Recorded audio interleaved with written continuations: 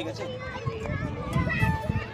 আপনারা দেখছেন আজকে আমরা চলে এসেছি শামশেরগঞ্জ ব্লকের আলুপাড়া এলাকায়।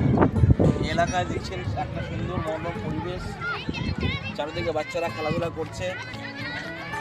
তারপরে এই যে বালির চর, পাশেই গঙ্গার জল, বিস্তীর্ণ জল, তারপরে চারিদিকে কত আনন্দ ধারা, কত বাচ্চাদের খেলাধুলা, কত মনোরম পরিবেশ, খুব সুন্দর একটা জায়গা।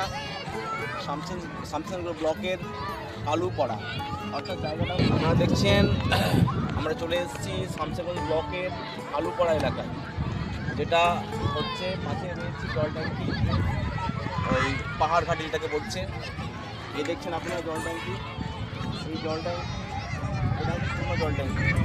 এখন বর্তমানে সেই জল ট্যাঙ্কিটা পরিবর্তন করে আমরা নদীর জলটা অনেকটাই কমে গিয়ে এখন কমে যাওয়ার কারণে এই জল ট্যাঙ্কিটা অনেকটা অকেজ হয়ে পড়েছে। দেখছেন বাচ্চারা সব খেলাধুলা করছে, খুব সুন্দর মনোরম পরিবেশ, একটা মনোরম দৃশ্য চারদিকে।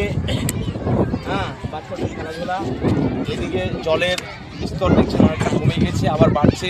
কি সুন্দর মনোরম পরিবেশ, এই গঙ্গার জল, এই যে ফরাক্কা বাঁধ।